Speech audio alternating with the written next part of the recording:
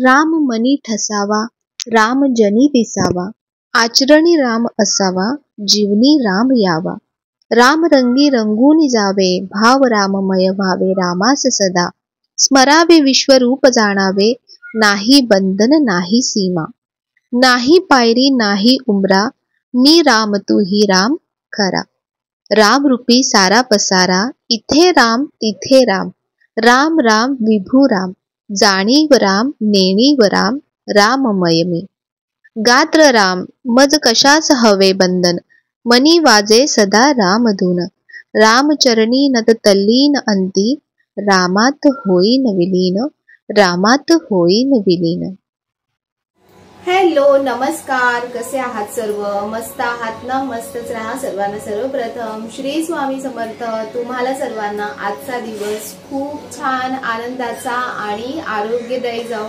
तर आज सगळीकडे म्हणजे सगळा आपला पूर्ण देश आहे ना, पूर्ण असं राममय झालाय आणि खरंच असं कुठेतरी वाटायला लागलंय की कलियुग संपेल, आता नवीन युग चालू होईल, असं काहीतरी खूप खूप खूप अशी पॉझिटिव्ह एनर्जी सगळीकडे दिसते आणि खूप भारी वाटते, खूप मस्त वाटते. सगळीकडे रामांचं नाम जप चालू आहे आणि आता 12 वाजता नंतर रामांचा जन्म होणार आहे. तर माझी पण सगळी तयारी सुरू आहे. सगळं उंबरठ्याचं लेपण वगैरे सगळं झालंय. त्यानंतर देवपूजा झाली आहे. त्यानंतर आता सगळं आवरते आणि काहीतरी नेहमी माझ्या डोक्यात असतं की काहीतरी छान स्पेशल करायचं. तर श्रीरामांची मूर्ती तर माझ्याकडे नाहीये, पण राम नामातच इतकी ताकद आहे की आपल्या आतमध्येच तो राम बसलेला आहे. तर म्हणून म्हटलं मूर्तीची गरज नाही, फक्त डोळे बंद केले ना तरी श्रीरामांची जी छबी आहे ना ती पूर्ण डोळ्यासमोर उभी राहते. आणि बऱ्याचशा गोष्टी मला तुमच्यासोबत शेअर करायच्या आहेत. तर आता सध्या जरा घाई आहे, तर मी नंतर छान आरामात तुमच्यासोबत बऱ्याचशा गप्पा मारणार आहे. पण त्याआधी मी आज काय काय करणार आहे ना, तर ते सगळं मी तुमच्यासोबत शेअर करणार आहे. तर चला. तर आज सकाळपासूनची जी सुरुवात आहे ती आज राम नामानेच झालेली आहे. पहिले स्वामींची काही भजनं लावली आणि त्यानंतर रामनामाचा जप लावला. दिवसभर आज छान असं रामांचंच नामस्मरण करत राहायचंय मस्त. तर रामांची आणि खूप छान छान अशी गाणी आहेत की जी ऐकून असं खूप छान असं शांत प्रसन्न आणि असं छान वाटतं. त्यानंतर आजची जी देवपूजा आहे, तर आज स्वामींना बघा मी भगवं वस्त्र घातलेलं आहे. सर्वच देवांना म्हणजे आज मी भगवंच वस्त्र आज म्हणजे मला असं वाटतं आज सगळं असं छान केशरी रंगामध्ये असं छान सगळं असं बुडून गेलं पाहिजे. आणि बघा किती छान वाटतायत सगळे भगव्या वस्त्रामध्ये. तर म्हटलं पूजा म्हणजे फुलं ठेवण्याच्या आधी एकदा तुम्हाला सगळ्यांचं असं दर्शन घडवून द्यावं. आणि त्यानंतर रोजची आपली जी रांगोळी असते, तर रांगोळी मी नेहमी बऱ्याच वेळा म्हणजे पिवळ्या रंगामध्ये काढत असते.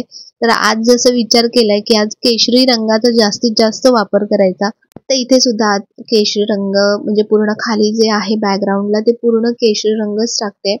आणि बघा हे जे आलं होतं जे पोस्टर म्हणजे राम मंदिराचं, तर खूप डोक्यात काही काही विचार होते की काय करू कसं करू. तर बऱ्याच ठिकाणी बघा मंदिराची प्रतिकृती उभारली गेलेली आहे आज. तर म्हटलं चला आपणही तसंच छान करू, म्हणजे आपल्या समोरच राम मंदिर असल्याचं आणि आपण राम मंदिरामध्येच असल्याचं असं छान वाटेल. तर म्हणून मी जे पोस्टर होते ते थोडंसं मंदिराच्या ह्याच्याने कट करून घेतलंय व्यवस्थित. आणि त्यामधला रामांचा जो फोटो होता तो पण वेगळा व्यवस्थित ठेवलाय. आणि त्यानंतर अशा प्रकारे त्याला फोम मध्ये अडकवला, कारण मी खाली ठेवत होते तर ते असं पडल्यासारखं दिसत होतं. तर असं उभं ठेवायचं होतं, तर म्हणून मग फोमला मधून थोडासा कट दिला आणि त्याच्यामध्ये ते एकदम व्यवस्थित मस्त असं फिट झालंय समोर. आणि त्यानंतर आज करायची आहे आपल्याला दिवाळी, म्हणजे दीपोत्सव करायचा आहे.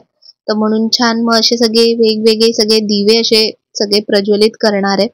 तर बघा आता दिवे प्रज्वलित केल्यानंतर कसं सुंदर असं छान दिसतंय.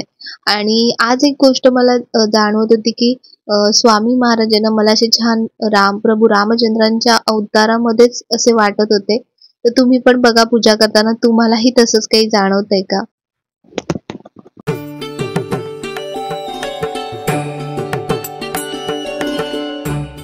राम हे नाव असं आहे ना की ते आपल्याला जन्मापासून मृत्यूपर्यंत आपण राम नामाचा म्हणजे आपल्या आयुष्यामध्ये संपूर्ण असा समावेश असतो.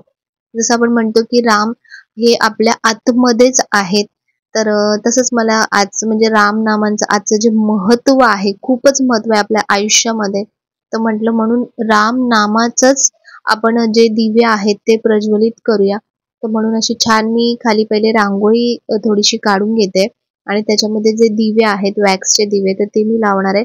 तर अनायसे माझ्याकडे बघा असे छान म्हणजे केशरी रंगाचे पण दिवे होते, तर किती सुंदर दिसते.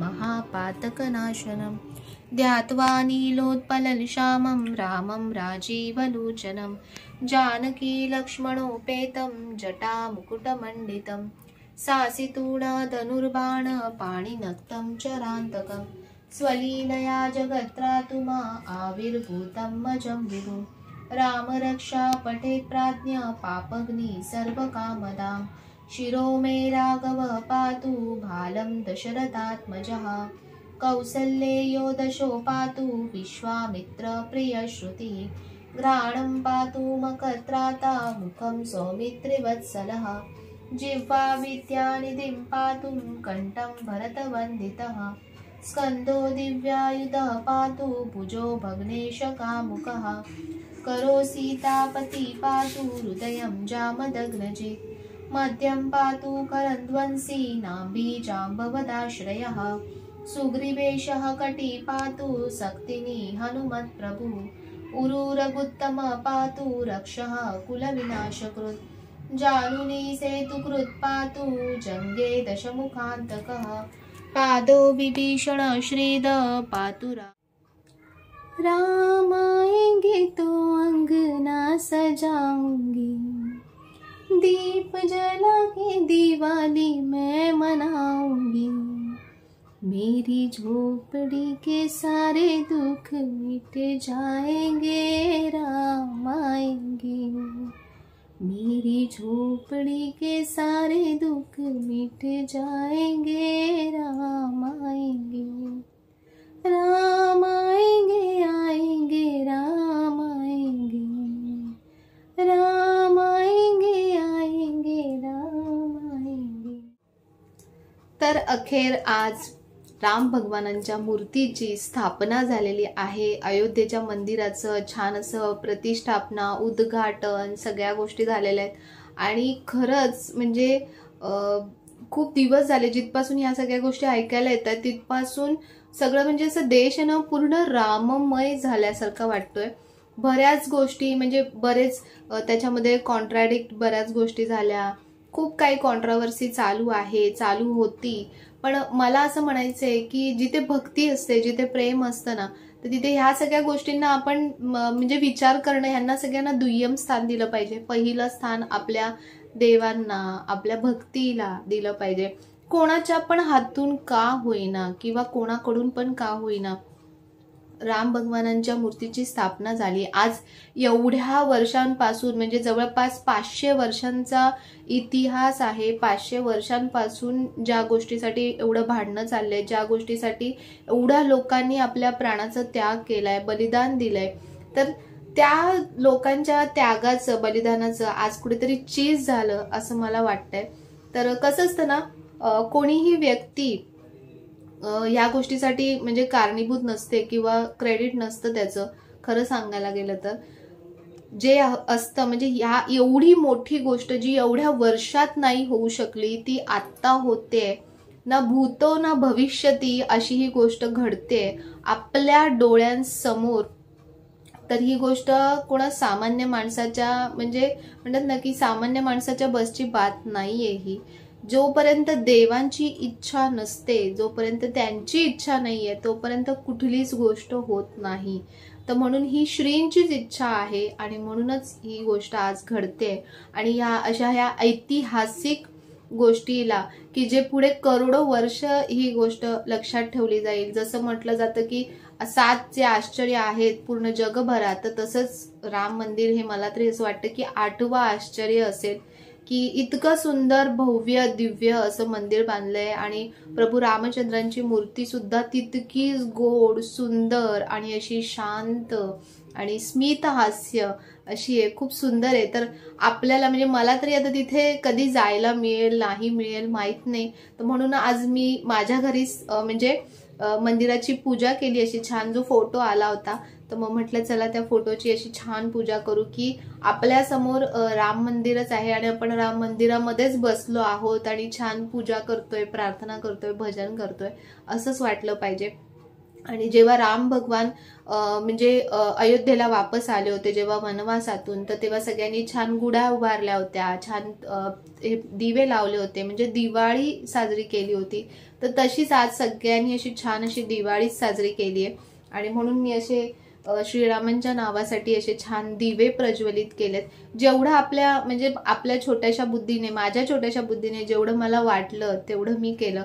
अजून छान असा सुंठवडा मी बनवणार आहे, कारण आमच्याकडे रामनवमीच्या दिवशी सुंठवडा बनवला जातो. सुंठ, परत आपली साखर आणि थोडंसं खोबरं, सुकं खोबरं, तर असं मिक्स करून सुंठवडा बनवला जातो. तर तसाच मी आज सुंठवडा सुद्धा बनवणार आहे. तर खूप छान वाटतंय मला, एकंदर खूप छान वाटतं. बरेच जण बरेच दिवसांपासून मेसेज करत होते, विचारत होते की ताई तू काय करणार आहेस, कशा प्रकारची पूजा करणार आहेस.